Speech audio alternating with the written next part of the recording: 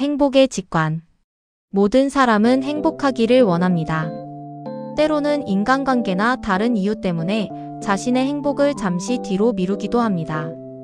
하지만 그것조차 결국은 행복해지기 위해서 하는 선택입니다. 행복을 향한 욕구 때문에 사람들은 끊임없이 무언가를 찾습니다. 대상과 물질을 찾고, 활동을 찾고, 특정한 마음 상태를 찾고, 인간관계를 찾습니다. 반대로 자신의 행복을 위협한다고 생각하는 사람이나 상황에는 저항합니다. 이처럼 탐색과 저항은 우리 삶의 가장 기본적인 움직임이며 생각과 감정, 행동과 인간관계를 지배합니다. 하지만 탐색과 저항은 한 가지 사실을 드러냅니다. 우리 안에 근본적인 결핍과 고통이 존재한다는 사실입니다. 대부분의 사람들은 자신이 느끼는 고통의 근본 원인이 무엇인지 묻지 않습니다. 그저 새로운 대상과 경험을 통해 불편함을 해소하려고 할 뿐입니다. 원하는 것을 얻지 못했기 때문에 괴롭다고 생각하고 원하지 않는 상황을 만났기 때문에 힘들다고 생각합니다. 그러나 그렇게 해서는 고통의 진짜 원인을 발견할 수 없습니다. 우리가 원하는 것을 얻었을 때 혹은 원하지 않는 상황에서 벗어났을 때 잠시 행복해지는 것은 사실입니다. 그래서 많은 사람들은 행복이 대상이나 경험에 달려있다고 믿습니다. 하지만 그 행복은 오래가지 않습니다. 원하던 만족감이 사라지거나 피하고 싶었던 상황이 다시 나타나는 순간 행복은 사라지고 숨어있던 고통이 다시 모습을 드러냅니다. 그러면 사람들은 또다시 행복했던 순간을 반복하기 위해 움직입니다. 원하는 것을 추구하고 원하지 않는 것을 회피합니다. 결국 사람들은 결핍과 추구 그리고 일시적인 충족의 순환 속에 갇히게 됩니다. 헨리 데이비드 소로는 이를 두고 대부분의 사람들은 조용히 절박한 삶을 살아간다 라고 말했습니다. 사람들은 저마다 절망을 관리하며 살아갑니다. 물질로 절망을 달래고 대상을 통해 절망을 마비시키고 낭만적인 경험이나 명상 체험으로 절망을 잠시 잊고 활동과 인간관계로 주의를 다른 곳으로 돌립니다. 그러나 어느 순간 사람들은 문득 의문을 품게 됩니다. 책을 읽다가 친구와 이야기를 나누다가 혹은 깊은 좌절과 무력감을 경험하다가 과연 대상적 경험이 지속적인 행복을 줄 수 있는지 질문하게 됩니다. 아마 지금 이 글을 듣고 있는 여러분도 비슷한 직관을 가지고 있을 것입니다. 대상적 경험만으로는 진정한 평온함과 행복을 얻을 수 없다는 사실을 어렴풋이 알게 된 것입니다. 이 깨달음은 매우 심오하지만 동시에 혼란스럽습니다. 그리고 때로는 위기감마저 불러옵니다. 하지만 이 직관이 생기고 나면 더 이상 예전처럼 대상적 경험 속에서 행복을 찾을 수 없게 됩니다.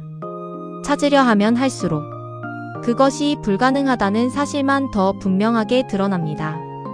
그렇다면 남는 가능성은 하나뿐입니다.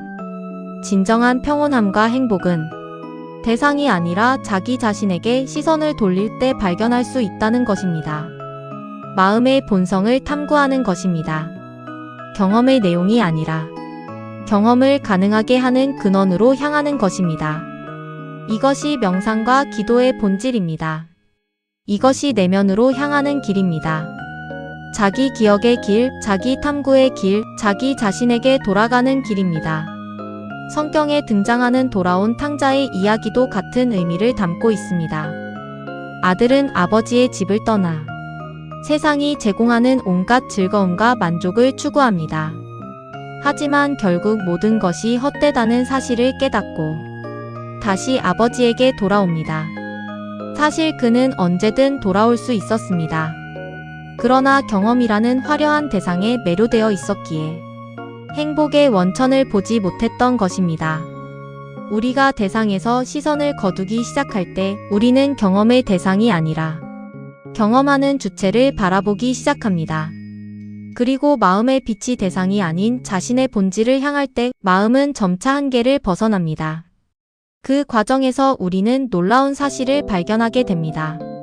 그동안 밖에서 찾아 헤매던 평온함과 행복이 바로 자기 자신의 본질이었다는 사실입니다. 행복은 마음이 가끔 경험하는 특별한 상태가 아닙니다. 행복은 마음의 본성입니다. 행복은 우리의 본래 모습입니다. 대상적 경험은 그 행복을 잠시 가릴 뿐 결코 없앨 수는 없습니다. 흐린 하늘 사이로 파란 하늘이 잠시 보이는 모습을 떠올려 보십시오.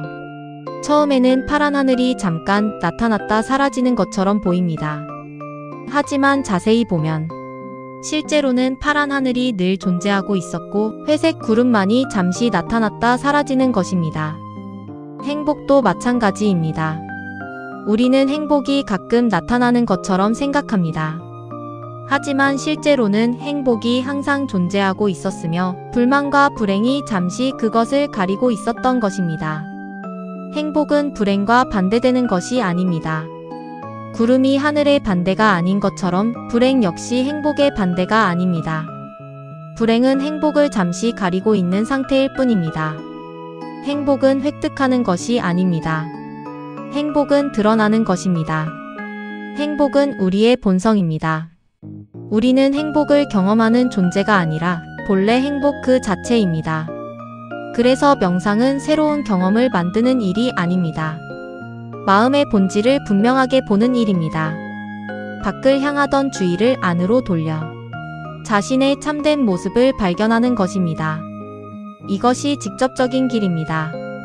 그리고 이 길의 목적은 우리 안에 이미 존재하고 있는 결코 깨지지 않는 평온함과 조건 없는 행복을 발견하는 데 있습니다.